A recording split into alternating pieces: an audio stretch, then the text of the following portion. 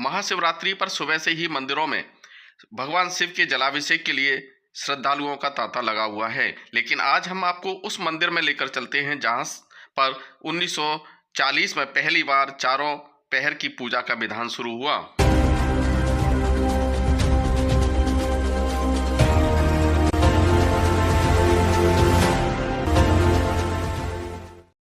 यह है मोगा के मध्य भाग में स्थित शिवाला मंदिर। ये मंदिर 100 साल से भी पुराना बताया जा रहा है। हालांकि व्यवसाय की दौड़ जैसे जैसे बढ़ी, कुछ ताकतें इस मंदिर के अस्तित्व को मिटाने के लिए पिछले काफी समय से प्रयास कर रही हैं, लेकिन मंदिर यथावत अभी भी श्रद्धालुओं के लिए श्रद्धा का केंद्र बना हुआ है। ये वही मंदिर है जहां से 1940 में पहली बार महाशिवरात्रि पर्व पर रात्रि के चारों पहर की पूजा का विधान और परंपरा शुरू हुई और तब से लेके आज तक 46 वर्ष के कार्यकाल से लगातार ये सफर यहाँ पर जारी है। यहाँ पर रात्रि के चारों पहर की पूजा शुरू हो उससे पहले हम जानते हैं कि महाशिवरात्रि पर आखिरकार रात्रि के समय में ही रात्रि के चारों पहर की पूजा का क्या विधान है, उसके पीछे क्या कहानी है, बता रहे हैं पंडित अक्षय शर्मा। तो जैसे आपने कहा कि ये शिवाला मंदिर जो है ये मोगा का सबसे पुराना मंदिर है। इससे प्राचीन कोई इस शहर में मोगा में जब गांव तक कोई मंदिर नहीं था, सबसे सर्वप्रथम इसे को ही भगवान का स्थान बनाया गया, भोलेनाथ की स्थापना की गई और तब से लेकर आज तक ये निरंतर प्रगति कर रहा है और एक भक्ति श्रद्धा का बहुत बड़ा केंद्र है। 1940 में पंडित जयराम दास जी जो इसके महंत रहे हैं, पुजारी रहे, मुख्य बंदकर्ता रहे हैं, उन्होंने शिवरात्रि का पूजन आरंभ किया। उस समय पंजाब में 2-4 शहरों में ही शिवरात्रि मनाई जाती थी, यानी रात की पूजा के लिए। वैसे तो हर मंदिरों में शिव सुबह पूजा होता है, लेकिन शिवरात्रि की जो पूजा का महत्व है वो रात्रि के 4 पहर की पूजा होती है।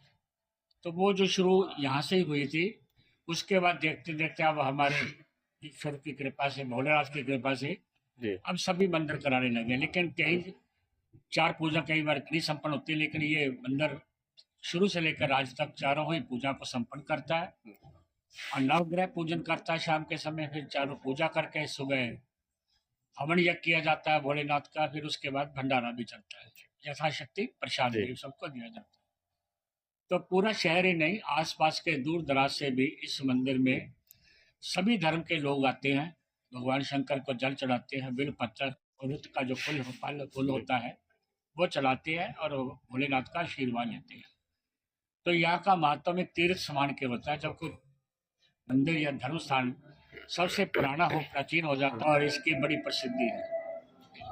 पंजाब के बड़े दूर दूर से भी लोग आते हैं, विदेशों में जो रहते हैं, जो यहाँ से आशीर्वाद लेकर गए हैं, वो भी आते हैं और भोलेनाथ का आशीर्वाद लेते हैं। तो चारों पूजा का जो महत्व है, जो भी कराते हैं, कम से कम भी पहली पूजा में तो 100-150 यजमान हो जाते हैं। तो सभी की मनोकामनाएं पूर्ण होती है। जिनकी मनोकामना पूर्ण होती है वो हर साल ही आती है। और कुछ लोग तो ऐसे हैं कि जो कोई 20 साल से करा रहा है, कोई 30 साल से करा रहा है, कोई 10 साल से करा रहा है। लगातार ये संख्या भक्तों की बढ़ रही है और जिनकी मनोकामनाएं पूर्ण हो जाती हैं वो अगले साल पहले कहता है पंडित जी इस बार हम भी पूजा में कराएंगे। तो वो उनकी श्रद्धा इतनी बड़ी है, इस स्थान का महत्व बड़ा है और ये बड़ा पवित्र स्थान है। तो आप आइए, भोलेनाथ की कृपा आप पे रहेगी और एक बार जरूर भगवान की सेवा करें, आकर व्रत करें। ये सुबह ब्रह्म मुहूर्त में मंदिर खुल जाता है और सुबह से लेकर पूरी रात्रि तक पूरा भरा रहता है, जगह नहीं होती। सुबह तो आपको लाइन में भी लगना पड़ता है, इतना रश होता है जो इतना कहीं और नहीं होता है। और रात्रि में चारों पहर में पूजा होती है, फिर सुबह भंडारा भी होता है। तो इस करके इस स्थान का बड़ा महत्व है और शहर के बीचों बीच में है। तो इससे बड़ा और कोई पुण्यदायी क्षेत्र आसपास नहीं है। तो ये भोलेनाथ की कृपा है, जो इस मंदिर की कृपा है, हम सब पर सबकी कृपा है। ये पंडित जी, आमतौर पर सनातन में जितनी भी पूजाएं होती हैं दिन के समय होती हैं, लेकिन ये शिवरात्रि की 4 पहर की पूजा रात्रि के समय होती है, इसका क्या महत्व है? इसकी बहुत सी कथाएं प्रचलित है, एक नहीं कई शिव पुराण में मिल जाती है। जी असल में सभी जो व्रत होते हैं, बहुत से व्रत होते हैं केवल दिन के होते हैं, रात्रि में व्रत को तोड़ दिया जी जाता है, चंद्रमा को अर्घ देकर, नक्षत्र को अर्घ देकर ना जी पूरा कर लेते हैं। जी लेकिन कुछ व्रत ऐसे हैं जो 24 घंटे के होते हैं, जैसे शिवरात्रि का व्रत है, जी जन्माष्टमी का व्रत तो आधी रात को पूर्ण होता है, लेकिन ये पूरी रात चलता है क्योंकि शिव की रात्रि कहा जाता है। वैसे तो हर महीने में शिवरात्रि होती है, पर सावन के महीने को अर्ध शिवरात्रि कहते हैं कि आदि मतलब महात्म होता है, लेकिन ये जो शिवरात्रि होती है फाल्गुन के महीने के, इसको पूर्ण महाशिवरात्रि कहते हैं। यानी आप पूरे साल में भगवान शंकर का कोई पूजन नहीं कर पाता, या एक महीने में कोई जो वार्षिक मासिक जो शिवरात्रि थी नहीं कर पाता, या सावन की शिवरात्रि को भी कहीं नहीं कर पाता, तो आज के दिन वो शिवरात्रि का पूजन करने पर पूरे साल की भगवान शंकर की पूजा का फल मिलता है। इस पूजा में 24 घंटे का व्रत होता है कि सुबह से लेकर शाम तक जितना भी अपना शरीर के यथाशक्ति, बाल वृद्ध रोगी को छोड़कर, बच्चे को छोड़कर, कोई बीमार उसको छोड़कर, और कोई बुजुर्ग हो जाए तो उसको छोड़कर यथाशक्ति परहेज रखकर पूरी विधि से श्रद्धा से व्रत करें। लेकिन व्रत करने पर इसके जो पूजा का विधान है भोलेनाथ ने संध्या काल में रखा है। जिन्होंने इसका अनुष्ठान करना है या जिनकी कोई कामना है उनके लिए, लेकिन जो सुबह जल चढ़ाते हैं तब वो भी उनका उतना ही महत्व है, लेकिन व्रत रख तोड़ने का महत्व शाम का नहीं है, वो अगले दिन ही टूटता है, यानी अगले दिन ही पूर्ण किया जाता है। तो भोलेनाथ जी ये कथा है कि एक शिकारी था जैसे, तो उस अपने परिवार को पालने के शिकार करने के लिए जंगल गया, तो उस रात उसको कोई शिकार मिला ही नहीं, और इत्तेफाक से वो शिव चौदस थी, फाल्गुन के महीने की रात थी। तो उस समय वो भी एक वृक्ष पर चढ़ गया जो बिल पत्थर का वृक्ष था, उसको नहीं मालूम था ये बिल पत्थर का ही है, लेकर चढ़ कर बैठ गया। तो एक कमंडल जल लेकर बैठ गया कि कोई तो आएगा जिसको मैं खा लूँगा। तो ऐसे करते करते वो बीच में पानी पीता रहा, और बिल पत्थर जैसे खाली आदमी कुछ नहीं करता तोड़ तोड़ कर नीचे गिराता रहा। तो प्रभु कृपा से नीचे एक शिवलिंग स्थापित था, तो उसके ऊपर ही जल गिरता रहा, उसके ऊपर बिल पत्थर चढ़ता रहा। तो चौथी जब सुबह होने को आया, भोर हुई, तो अचानक एक हिरण देखा, तो उस शिकारी को लगा कि चलो अब फल मिल गया, भूखे थे हम। तो उसने तीर चलाया, लेकर शिकार हिरण ने देख लिया। उस समय अच्छा युग था, पशु पक्षी आपस में बात करते थे या समझते थे। तो उसने कहा कि मुझे ना मारो, मेरे अभी बच्चे भूखे हैं, मैं उनके लिए आया हूँ, आप मुझे बख्श दो, मैं थोड़ी देर में अपने परिवार से कह के आ जाता हूँ, तब मुझे आप शिकार कर लेना।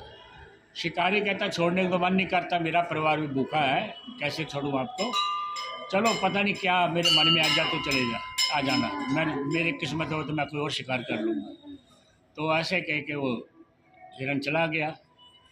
तो शिकारी ने थोड़ी देर बाद देखा कि पूरा परिवार हिरण का चला आ रहा है, और चला आ रहा है। तो पहले शिकारी की हिरण की जो पत्नी है वो कहती जी आप मुझे मारो, क्योंकि मेरे पति के होते मेरा पति मर जाए मेरे होते, ये दुख मैं सहन नहीं कर सकती, इसलिए मेरा तो जन्म ही पति के कारण है।